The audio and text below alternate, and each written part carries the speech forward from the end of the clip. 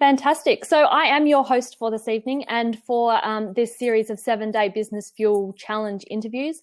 Tonight we are fortunate to be joined by the amazing Mike Campbell, who does things that I didn't even know existed, which is fantastic. And I'm stoked that I get to be able to introduce that to all of you this evening. Among other things, an Amazon best author for his book Alpha Male. He's an entrepreneur himself, as well as the bulk of his time being spent as a coach. So, Mike, without further ado, and I guess with us talking about fuel this evening, and how you work with men around fuel, which is a fresh topic for this evening. We've had a lot of conversations about women and fuel. There's a lot of women who are probably listening who want to know about the men in their life, which is, I know, a lot of people that you work with. But without further ado, I'd love you to tell us what a man coach is, and how to be a man coach. And how I came to be a man coach. So look, I suppose there's probably a few of us around and maybe different guys do different things. But for me, it really lies at the heart of it in challenging what I think is a very broken model of masculinity. And therefore helping men to actually show up in the world 100% as themselves so they can live content in their own skin and achieve what success is to them as an individual, instead of chasing what I think we've been conditioned to chase as success for men. Fantastic. So that would kind of be me and what I do in short. And I do that through workshops. And for me, it's really about getting guys to actually tap into who they are and what's important to them, very basically. And how I kind of came to that has been a very slow journey and evolution, I suppose, both me as a man, but also me as a coach. So I started as a personal trainer many years ago now, about 12 or 13 years ago. And by nature, I'm very observant. I'm very curious. I like to figure things out. And so as soon as I started working with people, predominantly I was working with men, and I just naturally started trying to figure out what was going on with them. I was seeing them for the physical, but it was so much more than that. And so I started kind of upskilling myself and really increasing my knowledge on all the other elements of what was going on with them. And then really starting to question why, I suppose, the same problems were coming up time and time again. And they simply were physically, we weren't really where we wanted to be. Mentally, we weren't really where we wanted to be. And then there was just this big confusion around how to actually go about changing, because in the world of personal improvement, be it physical or otherwise, there's so much information. So that's what I was coming up against. And to me, it was just leading to the men that certainly that I was coming across, feeling quite just a bit stuck, a bit lost, a bit detached. And when I realized this and I really dug into it, I found a real passion for figuring out why and trying to help men solve this. And this is where I really uncovered, as I said, what I think is a model of masculinity that is sending us in ineffective directions. Absolutely, and it's something that I've also been reading quite a lot about, and because I get a lot at femininity, so I appropriate to look at it from both sides. But I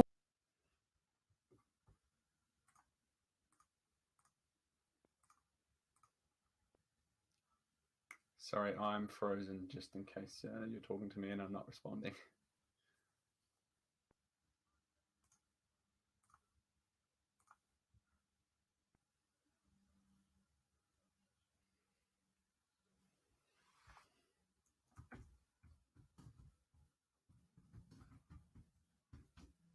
would love to jump.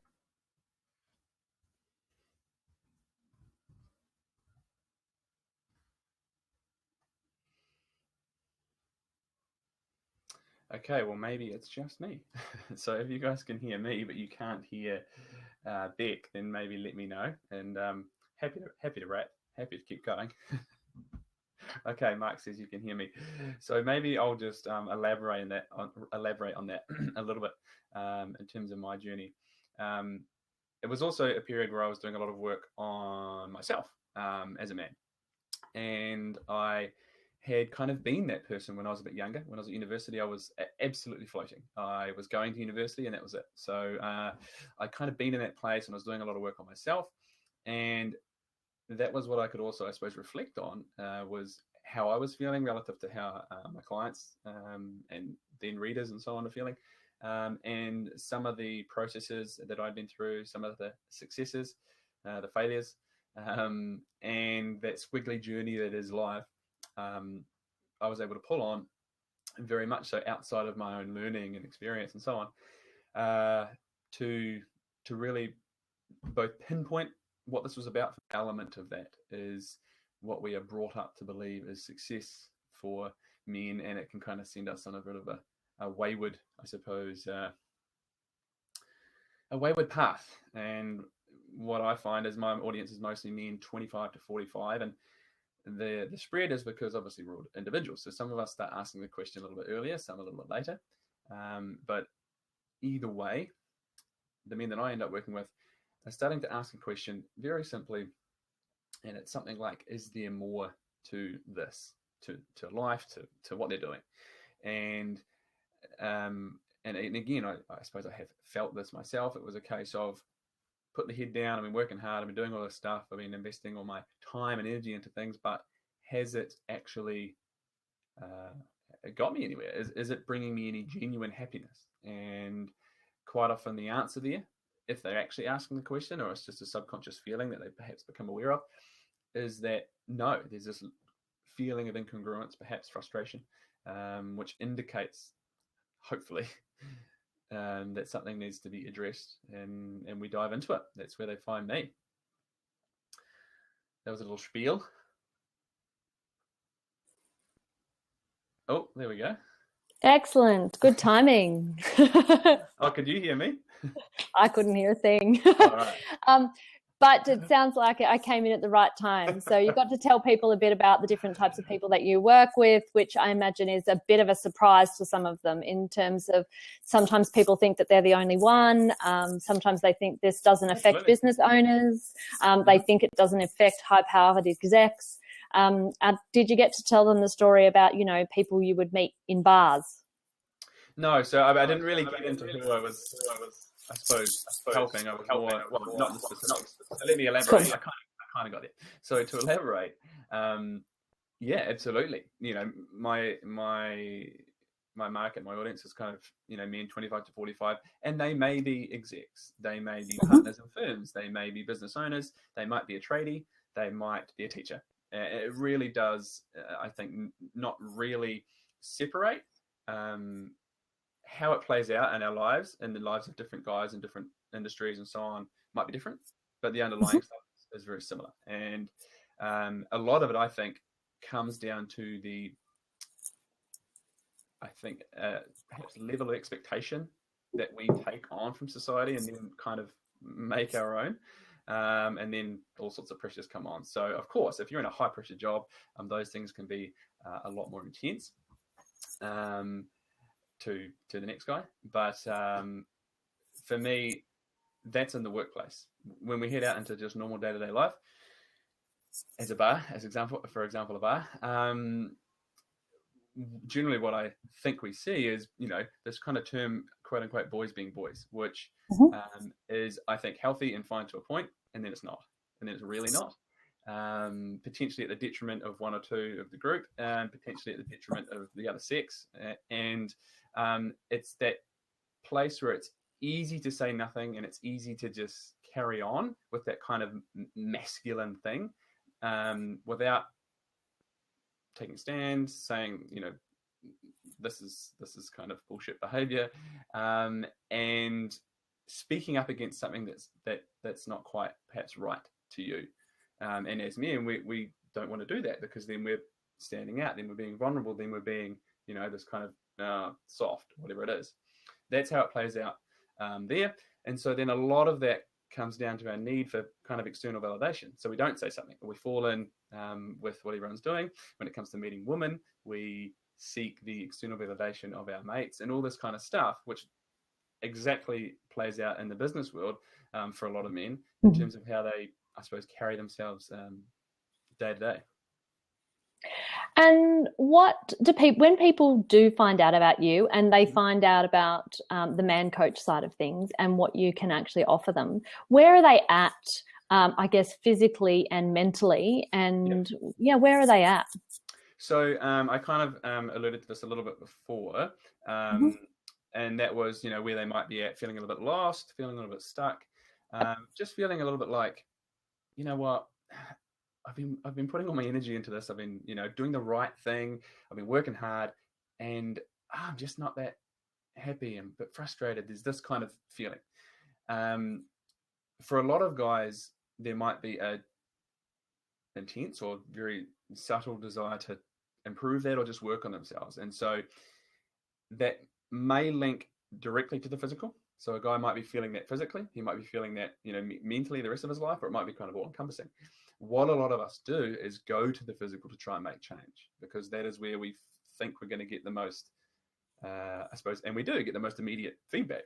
We get instant gratification, we get more feedback in the mirror, and then again that comes to that external validation. So a lot of guys head to the physical to try and start working on themselves without knowing why they're doing it.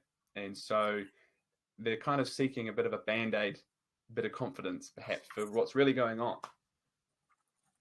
So I'd love to chat about the why. And I'd also love to talk about the physical first. And I can see I've got a question here, which I think will link in with the why. So can we start with that? So why do people start with physical, and what is the benefit of starting with physical? Because I do want to talk about movement as part of our session, and I know that it's part of what you do. We've had a couple of sessions, the last couple of sessions have particularly been around looking at mindset, the practicality side of things, like from a neuro-linguistic programming point of view, and then just the internal conversation that's going on, particularly in the female mind, the one that is that Melissa Ambrosini calls the mean girl. So we had her on this morning talking about that. I'd just like to chat about the physical side for you, because we haven't jumped into movement, and I know it's something that you also know a lot about, and you mentioned that that's where people start. So tell me about the benefits of movement and starting with the physical. So, I mean, the benefits, I would hope for most people are pretty obvious, right? But at the end of the day, for me, it's got to be very, very simple, because that's the stuff that confuses us. And so the benefits have to be simple too. And for me, the benefits personally is about performance. Am I able to perform? Am I capable of, whatever kind of life throws at me? And how that perhaps looks in terms of what my body actually looks like may or may not be related, may or may not, have that kind of carry on. But it's got to be about performance, which, under that comes health and appearance, which obviously we know are important. So for me, for any individual, but of course, if we're talking in the business sense, being able to perform physically, we know, and there's so much science to link it, that the mental and emotional benefits, and then I suppose capabilities that come with that. So why we need to do it is personally from a performance standpoint, but then of course also from a personal respect, sense of self-worth, I think has to be a big part of that. And so when I say a lot of men start with the physical, I think what is happening a lot of the time, and this is what I see, is they are searching for that respect. They're searching for that admiration and worth, but externally to them.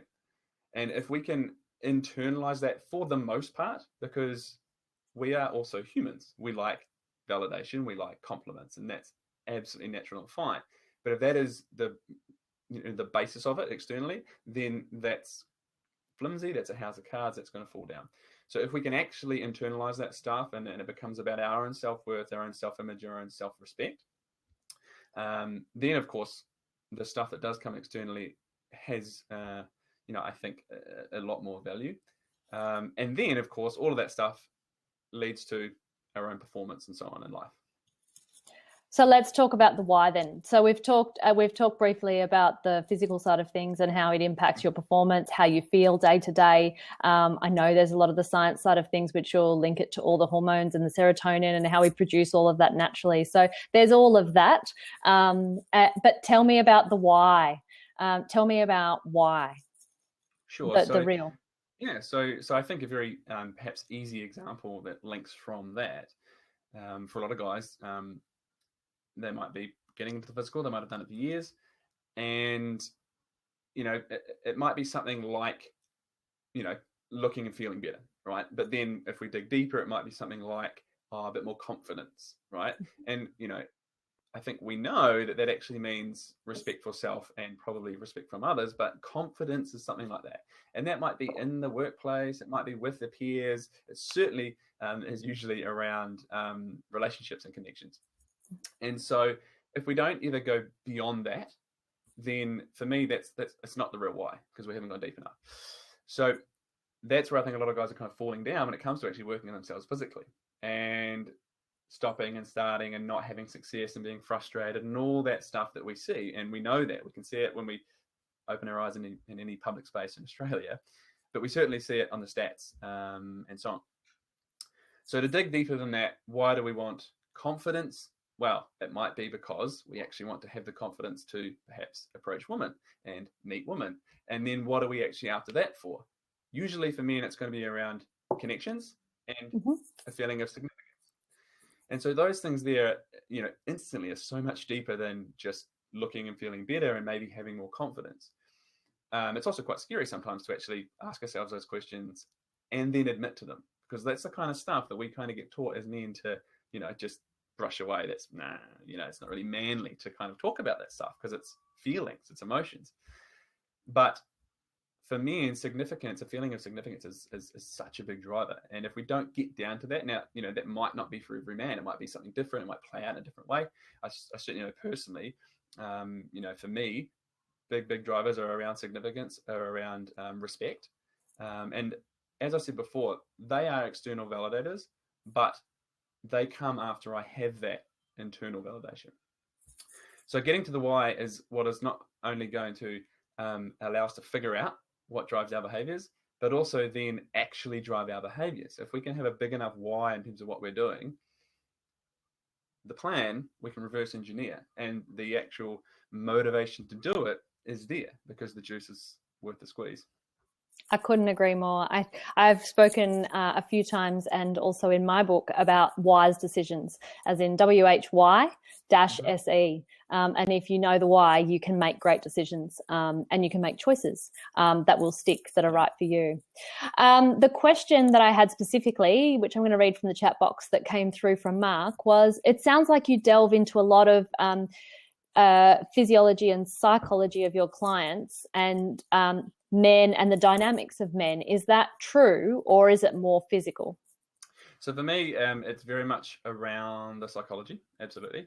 And then there's a big link to the physical. So if I break it down very quickly, the main concept that I talk about is something that I call Project Me. And essentially I'm talking about personal mastery. So as men, I think we're great at taking on projects. In the business world, we'll take on projects, we'll bury our head, we'll get stuck into it. We're really good at that stuff. It might be at home fixing something, it might be making something, it might be cooking, it might be the family, it might be playing PlayStation. But a lot of us neglect the most important project that we have, which is ourselves. So I challenge my clients to take on the concept of Project Me and achieving personal mastery, or a level of, because we are constantly evolving beings. We also love fixing things and solving things, and often to our detriment, certainly in relationships, often. So for me, the simple solution there is to take on the challenge of solving ourselves, because once we do that, everything else can be better. So the three main kind of cornerstones that I deal with are self-intelligence, physical intelligence, and social intelligence. So very much in that order. And there's so much work we do on the self-intelligence, which very simply is the psychology, right? Knowing more about you, self-awareness, so we can better manage our behaviors. And then that gives context to the physical, as I was kind of explaining before. So we're definitely going to work on the physical because, as we know, it is so important, both from a health and performance standpoint, but also a mental self-respect and actual functioning standpoint. But it's got to have the context of knowing self first. Awesome. Hope that answers it. It does. I should point out very quickly, and in relation to the men's dynamics, yes. Mm-hmm. So for me, the foundation of it is realizing a lot of the time that we've been conditioned to head one way in prove certain things and achieve certain kinds of success, sexual, financial, and kind of physically. And a lot of us haven't questioned what success is to us as individuals. What is success to you as a person versus what you think it's supposed to be. And for me, if we do that, then we can actually figure out the why. So if you don't mind me asking about your own performance, Yes. what would you say are the top 5 things that fuel you? And the reason I pick 5 is I think we kind of get to see the diversity of different types of fuel. We've had all different kinds of comments, some are little, some are large, some are everyday habits, some, for some people it's holidays, for some people it's connection, for some, I've got, one of mine is podcasts. If I would need a quick boost, I love that bit of stimulation of a podcast. So we've had meditation, we've had sleep, or everything, water, tea, the whole lot. So I guess if you could give us your top 5 that you do that are right for you, because the whole point is that we're showing people about different things that fuel them as an individual and how that'll affect them in business. Yeah, cool. Very interesting. So I think, you can kind of go a few different ways on this. And one way would be habits and things that I do. And the other way, which I think I probably need to definitely start with, because I've just been talking about it, is the stuff that really drives me. And that is obviously what then gives me fuel. So for me, connection is one of my biggest drivers. Not that I can't and don't enjoy spending time by myself, but connections with other humans and connections with the people that really matter to me is an absolute fundamental for me. And like I said before, that leads to things like feelings of significance and acceptance and respect and all that kind of stuff. But it kind of starts with connection. Okay, I had like maybe 7 when you were talking, and now I just thought my way out of them. So connection is a big one for me. Another one for me, I kind of said earlier, I'm very observant, I'm very curious. So one of the big things for me is, I suppose, a sense of wonder, wonder or awe. So one of the things I talk about with my clients, when we're talking about the why, and when we're talking about what is success to them, is what do they need to feel? And so for me, obviously, if I'm going to teach this stuff, I have to know about it. So that's one of my big drivers, connection and a sense of awe or a sense of wonder. So I love just looking at stuff and then figuring it out or trying to figure it out.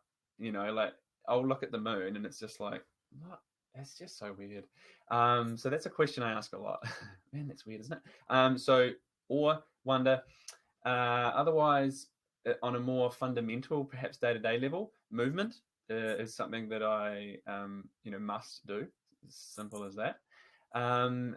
Food is another fuel for me, and to perhaps elaborate on that a little bit, one of my major philosophies around food and nourishment is that it is fuel for our body, for performance, but it also needs to be seen as social and personal enjoyment. And so for me, food has to come into those 3 elements as well, because that brings me connection, both to other people and both to the food and my own personal enjoyment. So I talk to my food on a very regular basis. I quite often don't realize that I am. So food, another one.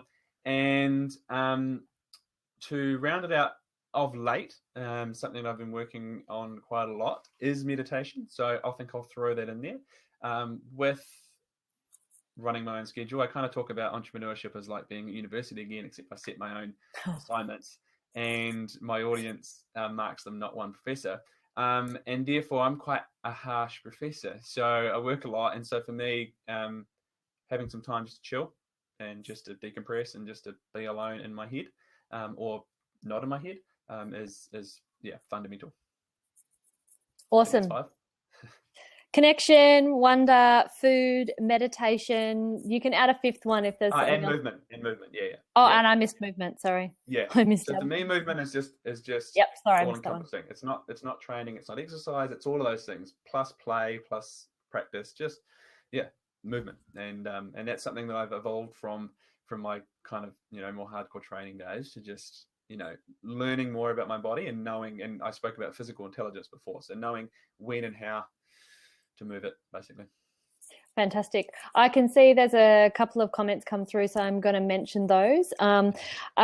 And so the first one is from Lauren. She says, I love that connection is basically your top, because so often people say focus on yourself, which is correct. But I also love connection, and connection with people is what really fuels me. So fantastic. Yeah, thank you. And for me, to I suppose answer that is, for me personally, and then certainly when I end up coaching guys, because it is about connection with them, what I want guys to do, Lauren, is first make the connection with themselves, really figure out who they are and what they're about. Then we can actually get the connections that we want with other people. Excellent. And I've got another question from Mark. What does your weekly physical routine actually look like? What do you train daily? Cool. So I kind of alluded to it before. This is something that's changed a lot in the last few years, because I was pretty hard out and all that kind of stuff. But as I have increased in my own physical intelligence, I've learned a lot more about my body and what it needs and what it doesn't need, in order for me to nourish it, but also challenge it. So these days, I spoke recently about, I would call it an experiment of how little I can do. And by that I mean what different elements of movement I can do. So in terms of training, which is the question essentially, do I train daily? I would say no. I try and move daily. But that might be, for example, if you get onto my Instagram, which is at ncampbell2014, you'll see me doing a couple of handstands in my office/lounge earlier today, because I was walking back to my desk and I can move. So I do some handstands. So for me, it's about movement. So I try and move every day. I'll probably train, which I would call actually going to the gym and training really hard, 2, maybe 3 times a week. And then, I'll do some hill sprints and stuff like that. But it's about movement and being in tune with knowing, I haven't really moved with intensity this week. That's what I need to do the next couple of days, or whatever it may be, but fluctuating. That's really awesome, because I do talk about the smarts of a situation, and I do think there is a lot of people out there who are training really hard and possibly not very smart. That old thing of exercise will fix everything. And if I just do more, without actually realizing that part of the smarts of that are that the body can't handle. For a lot of people, the body can't handle that much training. There's a lot of inflammation that actually comes from it, which means that you then need to be really aware of how you repair the body and just all of those aspects, and that more isn't necessarily better. So it's amazing that you're talking about the outcomes you're getting in 2 to 3 days, 2 to 3 sessions a week, and which is fantastic, because I think that's a real reality where people can have those smarts around what their physical side of training can be like in a shorter period of time. Does food play a role in your training and physical situation as well? I noticed that you mentioned it, and it's not something that a lot of people who come from a training background mention. Yeah, so I mean, in terms of my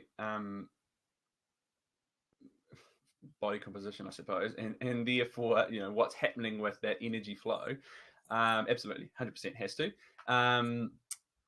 But again, for me, I know what I need in terms of food. I try and pay attention to that.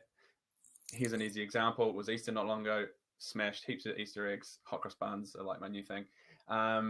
So obviously, logic tells me, but my body tells me, more importantly, dude, it's time to eat some vegetables, right? So it's, again, like the movement explanation for me, being in tune to knowing what you need. And for a lot of people, I should point out, that is, first of all, not worrying so much about what they eat and how much.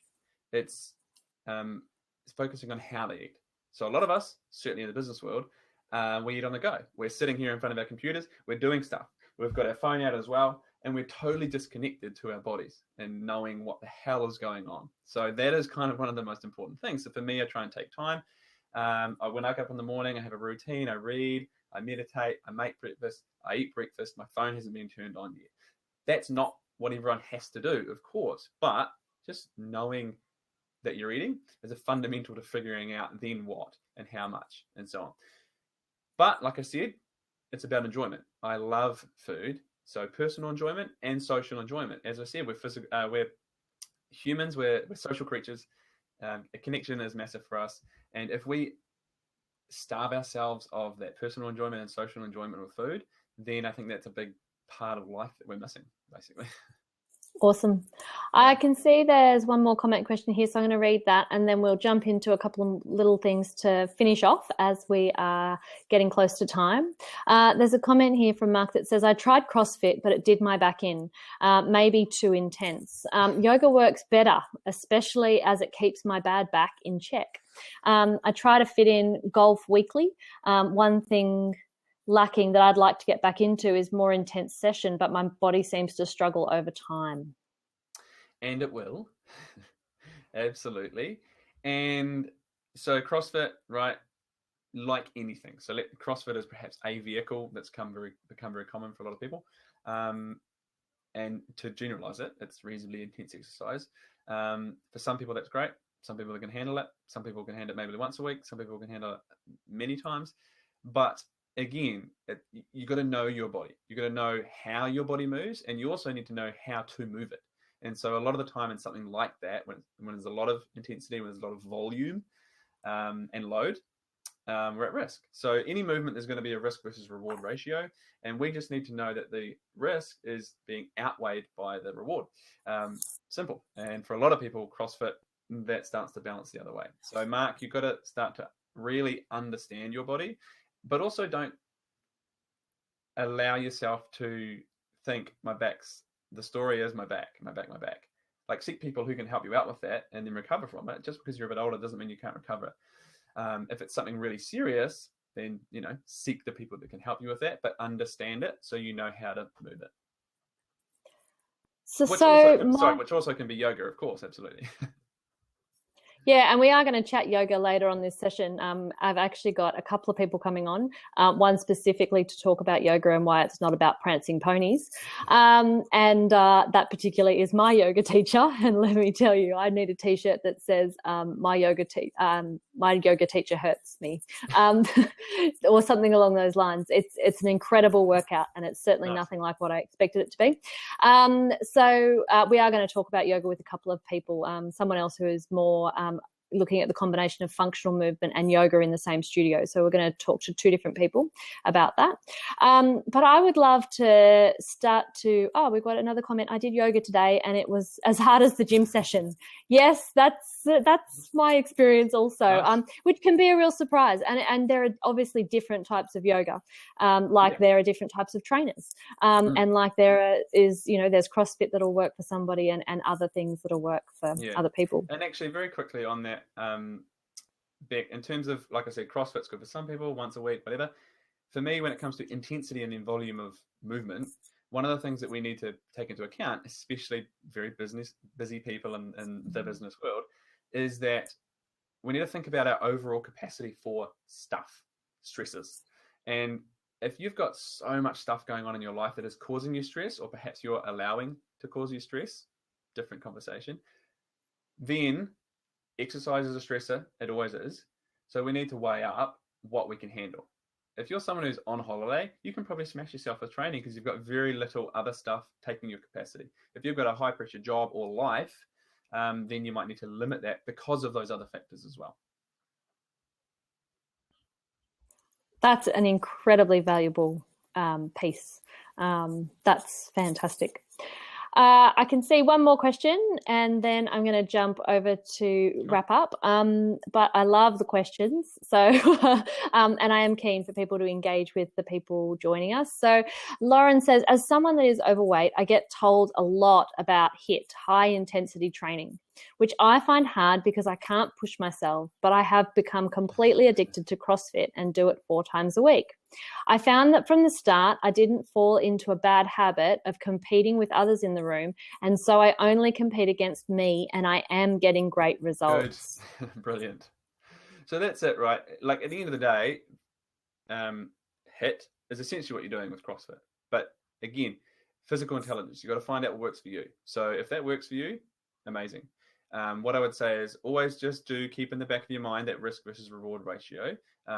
Maybe get some one-on-one sessions every now and then just to make sure that you're, in a good place for it.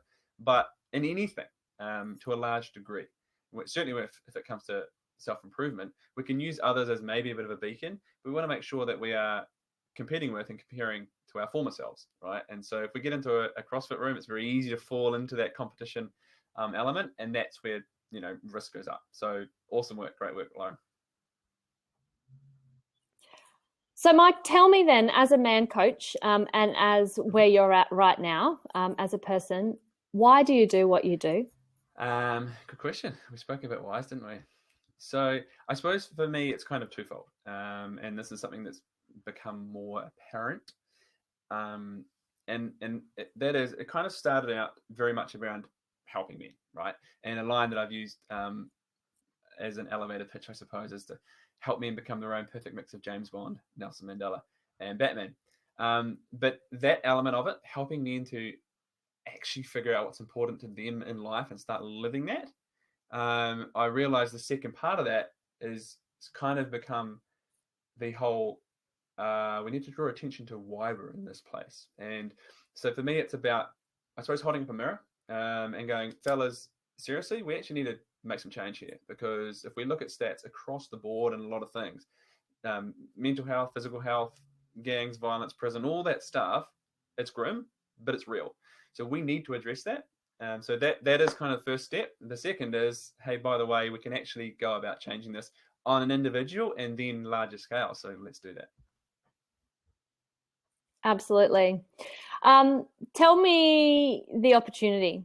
If people all unleash their alpha, for those that are males on the line and they unleash their alpha, as your book suggests, and for women who are listening who have partners and would love their partners to unleash their alpha, what's the opportunity? So for the most part, I run workshops and courses. And so my kind of, I suppose, more easy entry-level opportunity is my half-day workshops, which is my Solve Yourself workshop, which obviously will make sense to what I was talking about before. So I kind of run them monthly. It's a half-day workshop, and it's really a bit of a intro into this stuff to challenge, most definitely, but then facilitate and hold the space for guys to actually start thinking about the stuff and ask some questions of themselves that might be somewhat confronting, but ultimately rewarding. Fantastic. I know people can find you at mikecampbell.com.au. I enjoyed your book immensely. Thank you very much. And my husband has also read it. I know that you and I have connected with different people in business, particularly in the trades space, and that we continue to do that. And I couldn't agree with you more.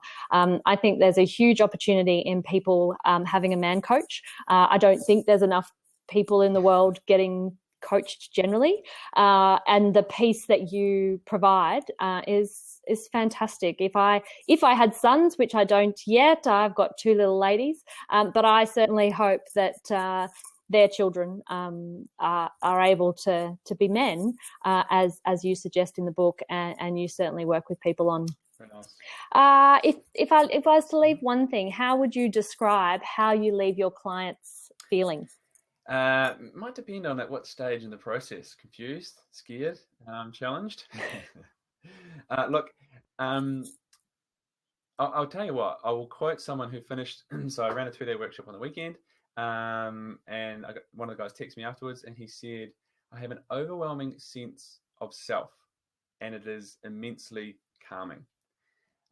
So that's something individual, but for me, I was, that's the kind of shit that makes me do what I do, right? The fact that he came in, he was very in his head, but also out here and giving his power away.